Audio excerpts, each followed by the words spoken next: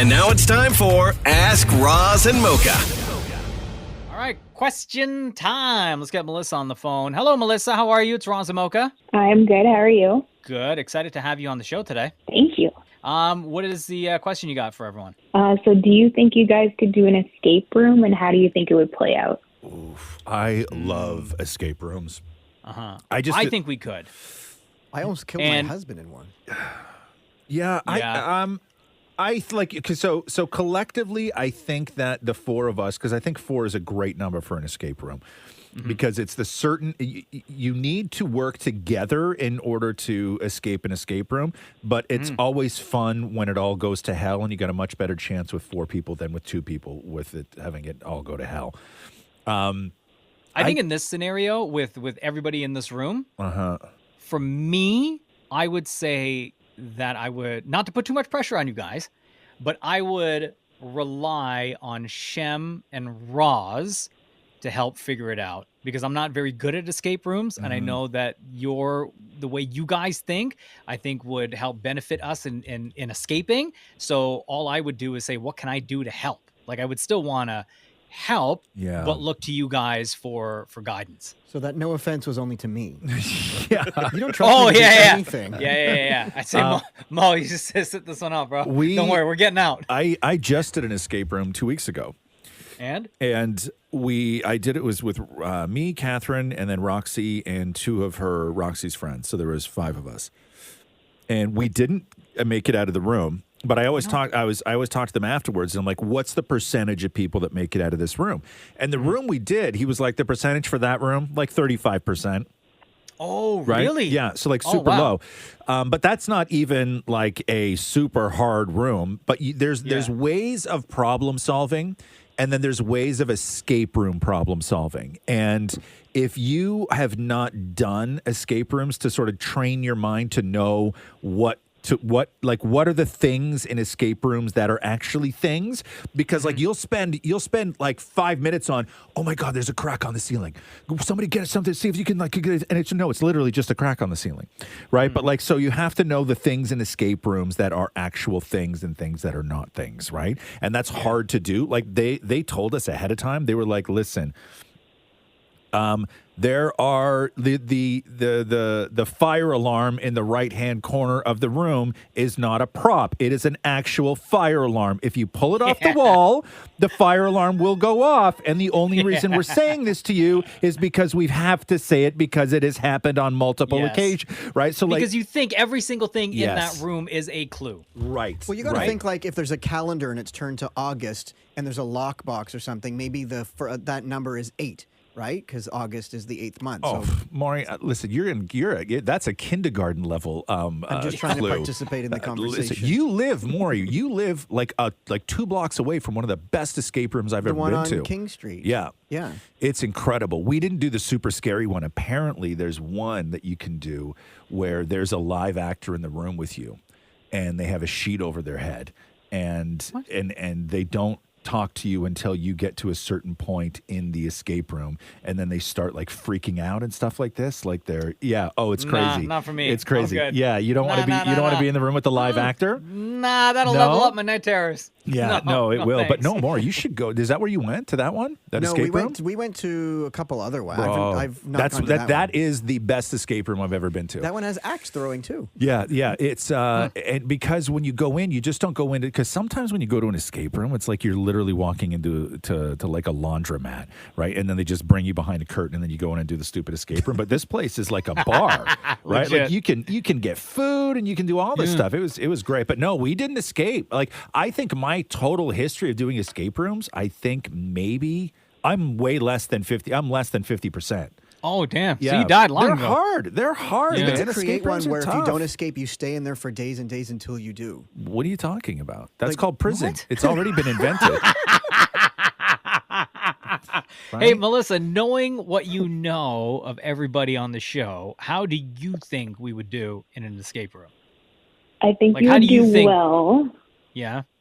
but I think Maury would be laughing the entire time. He would try to find a workaway to try to touch Roz's butt. Wow. And who can blame him? Wow. And then Thank you. I think Mocha the entire time would be like, come on, guys, we have to figure this out. Come on, guys, just be stressed out. Yeah, and they know too when you do an escape room like this is they really do. They deliberately stress you out. Like they know if an escape room, if like 3 people can do it in an hour, right? Yeah. That escape room, the time limit on that escape room is going to be 45 minutes. Oh, really? Right? Yeah, because Now, they want the pressure at the end. When you're in the escape room, is someone listening and or watching yes. the entire time? Everything. Like, let's say if you're in there and let's say they tell you, okay, 45 minutes is the cap, right? But at like 30, if you're freaking out and saying, listen, I cannot do this at all, you have to let me out. Will they let you out or do they? You get a walkie-talkie. You get a walkie-talkie.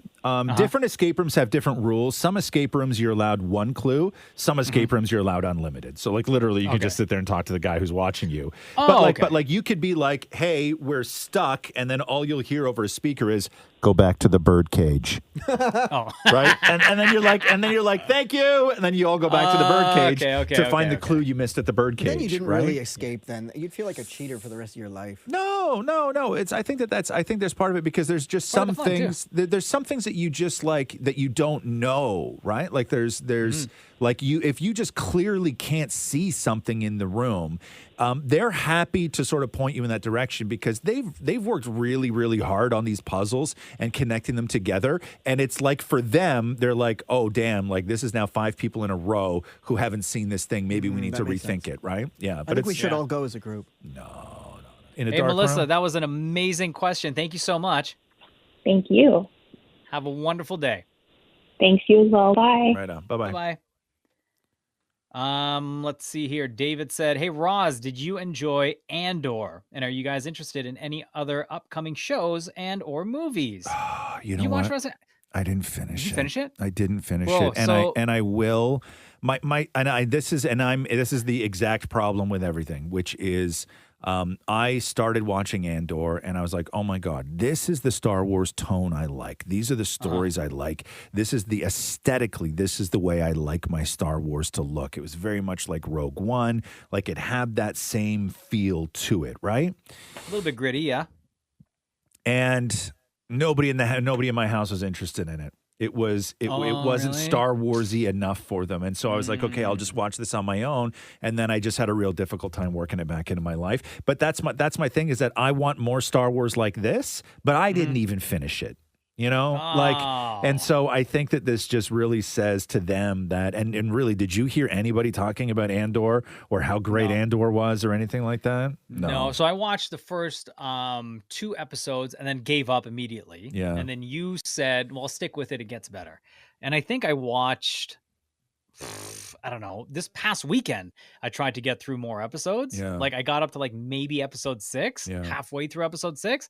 And then I just stopped. It's not, I don't like it. No, I don't like it. I think because everything I compare to in that world, I compare to Mandalorian. Yeah. Because Mandalorian just came out of nowhere and it was really, really good. And that's the kind of like storytelling and action and characters that I like. So Andor, that's going to be enough for me.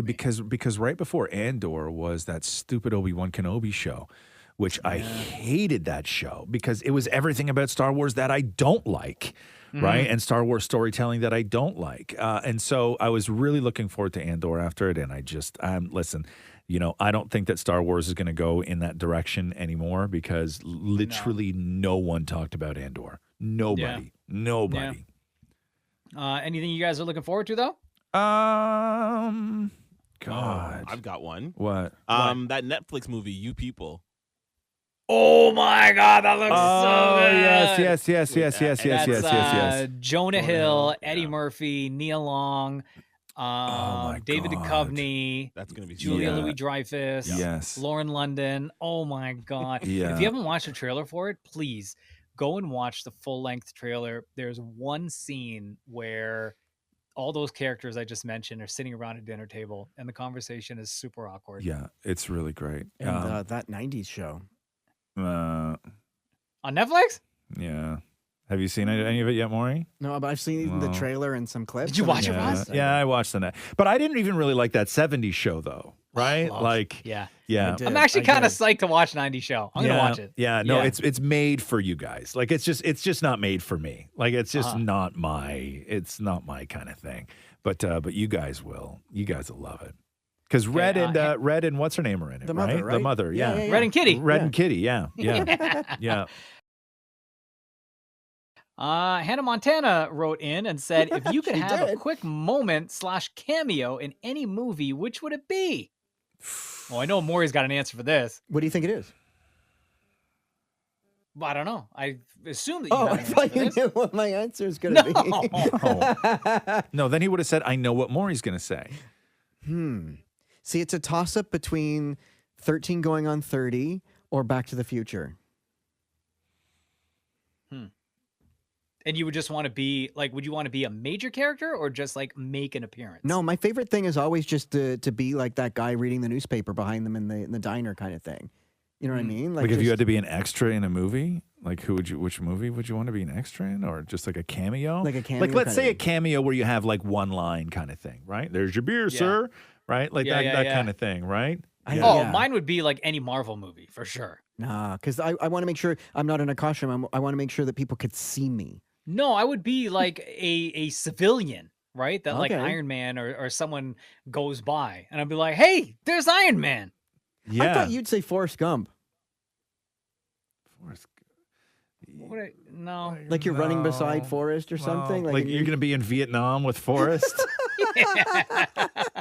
right? No. Like Forrest meets Bubba and I. Yeah. You and Bubba are just chilling. Yeah. Yeah. Talking about shrimp. Yeah. I'd be like, yo, Forrest, I was talking to tell you about shrimp. All the shrimp knowledge we got. Yeah, you could do that. Forrest Gump would be a good one. I think that you would want it to be like a legendary movie, that people are going to watch. Like I think that if I had one sort of speaking part cameo in a movie, I would lean towards something like Elf. Where even though I think it's the greatest movie of all time, no, but it is a movie that every single year around the holidays, your phone would blow up for people being like, "Oh my God, Elf!" Yeah. I saw think you. that- I saw you in Elf, and I think that would really make your holiday. But that kind of ruined Macaulay right? Culkin's life, right? No, but I don't want to star in it. Also, there was a lot of other things that ruined Macaulay Culkin's life. Yeah, bro, just take a quick browse of his Wikipedia. You'll see. Yeah, child stars don't generally, sort of fare that well when they're left alone. What about Top and Gun? everything else? Nah. No, because I don't think that Top Gun is just top of mind. Like it's not a movie that people watch over and over and over again. I think you would have to pick a movie that people watch over and over and over again. Magic Mike. No, people don't watch Magic Mike over and over. That's and a over one again. and done, bro. Also, who are you going to be in Magic Mike? Well, I'm assuming if I'm in the movie, then I'm going to be one of the dancers. No. But be realistic though. No, like I who, will who have are- had a chance You're to get making in an shape. appearance, a Fine. cameo. Okay, I'm a bartender. Okay. Jeez. You'd be the worst bartender ever. You would be. First of all, you're not tall enough.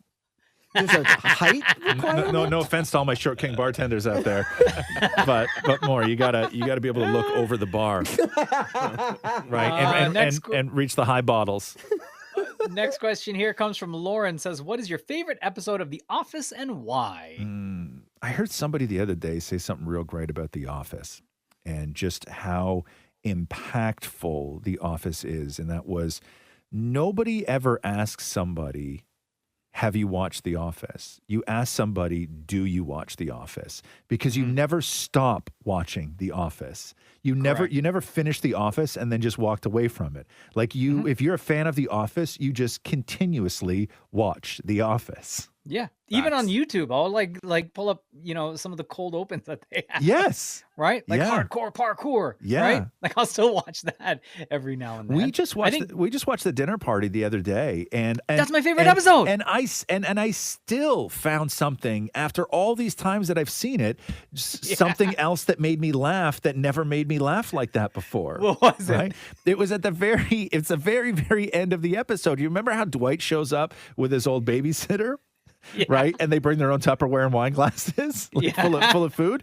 And then as like everything is going bad between Jan and Michael, the babysitter leaves, right? And she's like, I'm gonna go catch the bus. And then at the very end, when Michael is like depressed and crushed and leaves Jan, and he's in the car with Dwight because Dwight's gonna like take him back to Schrute Farm. They stop at a stoplight, and you see the babysitter at the bus stop, and Dwight ignores her, and they just drive away. That is by far my favorite episode. But going back to what you said when she's at the table and she gets up and leaves, Dwight doesn't even look at her. And he's like, "Fine, get out of here."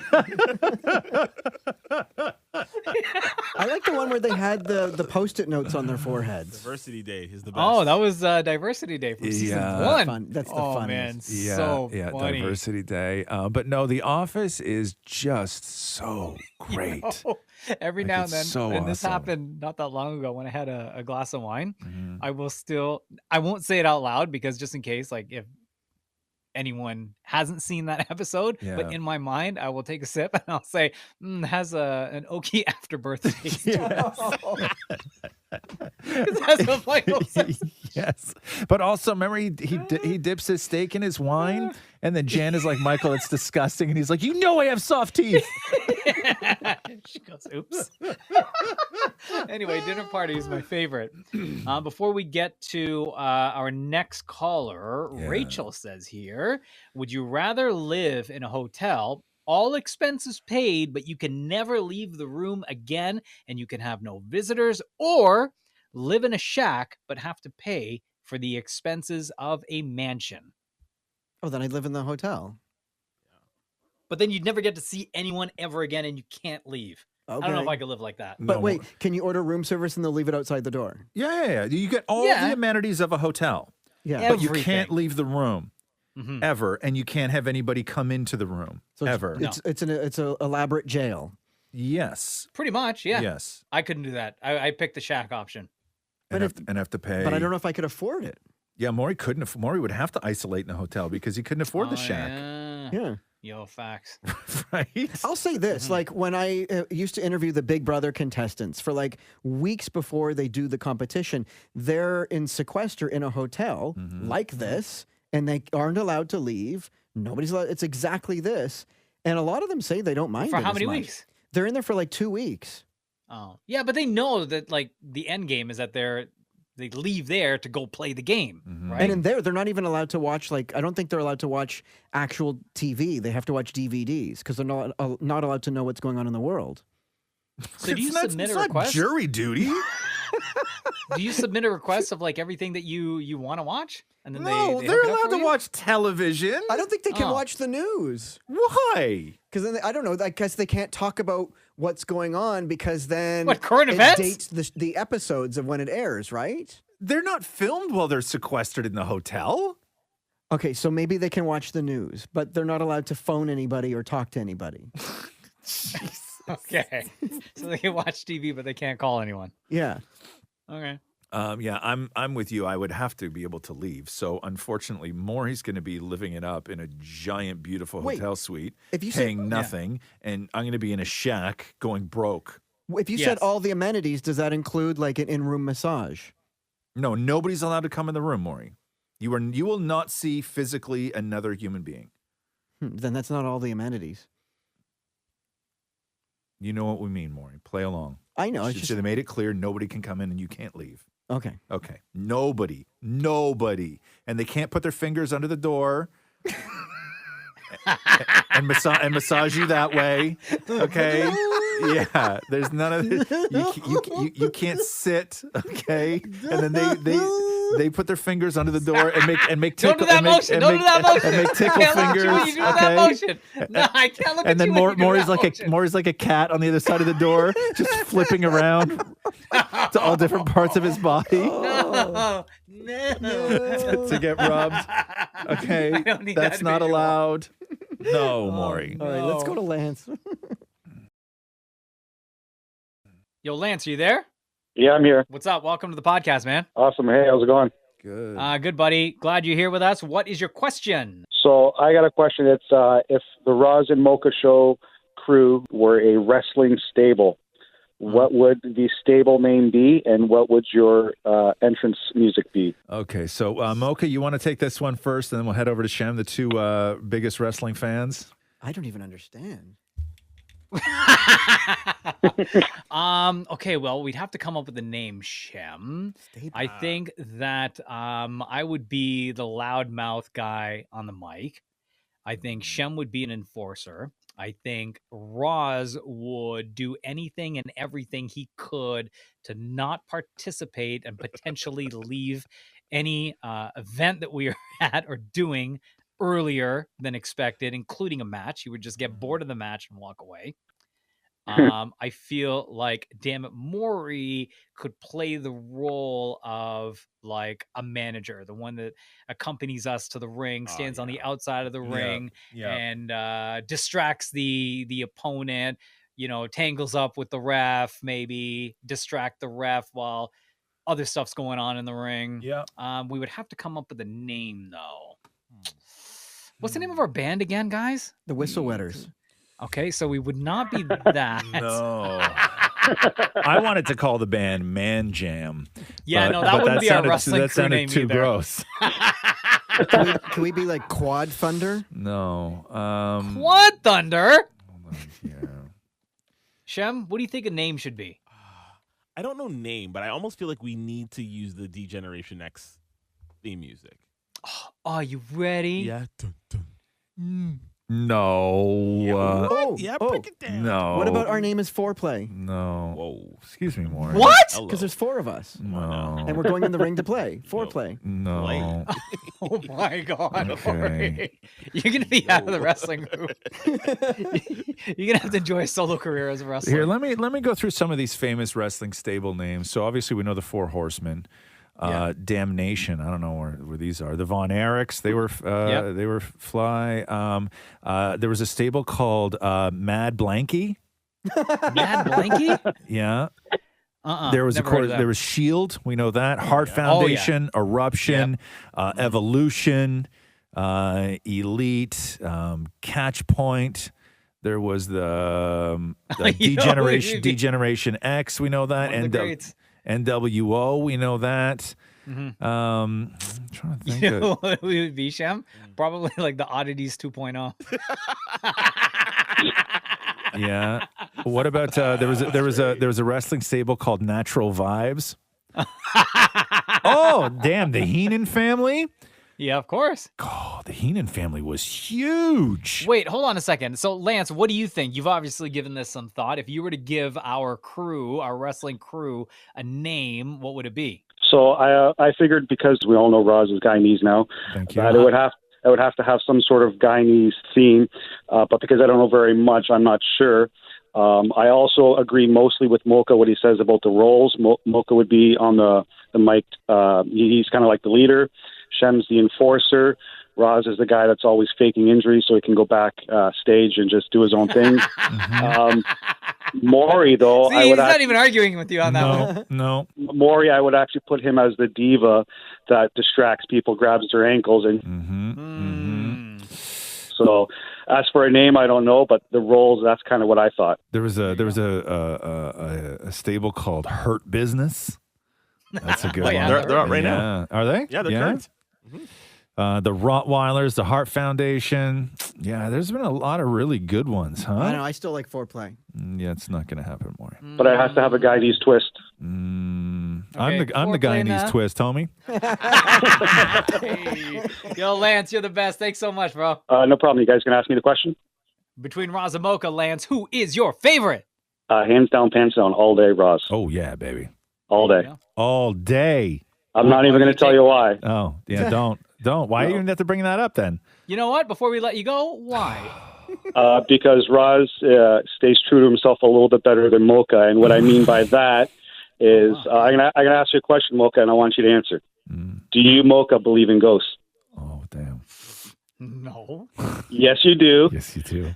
Mocha believes in ghosts. I think he says he doesn't, so Roz doesn't poke fun at him. Right. Yeah, because I think that Mocha come around to realize that saying that you believe in ghosts is a serious sign of weakness. Yeah, and he just doesn't want to get made fun of. And Roz, no matter what, he'll always say no. Thank you. Appreciate Okay. it. Right All on, guys. man. Okay, take care. See ya. Don't call again. I'm just kidding, bro. Later. Hey, what we're about gonna end on this. BJ Whitmer, Jimmy Jacobs? Were part of a stable called Lacey's Angels. We'll end on this question from Noah. Did Shem actually end up buying the human bear? Do you guys remember the story from a few months ago? They were selling a human-sized teddy bear for people to be able to cuddle with. Yeah, it was it was a man bear. It had arms and fingers. Yeah. But only a bear and face. it was more for like emotional support. That was a fetish, for though. lonely people. Yeah. And Shem said he was going to spend, I think it was $125 or $150. No, Did you it buy was one? more than that. It was like it turned out to be like 320 Canadian dollars. Oh, Turned out to be. Well, I mean, like when you do the conversion, but I wasn't. Yeah. So did you cancel your order? I sure as hell did. Wow. Yeah, sure as hell did. Because I thought you could have expensed it. No, with what? Because From for the work? show. For the show. Yeah, but what if he couldn't? He's just left with the bear. Thank you, everyone, for all of your questions. We're going to do this again next week. Just find us on Instagram at Kiss925. Ask Roz and Mocha is the picture you are looking out for. And the comment section is where you leave all of your questions. This has been the Roz and Mocha Show podcast. Thanks for listening to the Roz and Mocha Show podcast. Catch the guys live Weekday mornings from 6 to 10. on Kiss 92.5 Kiss925.com. or download the Kiss 92.5 app.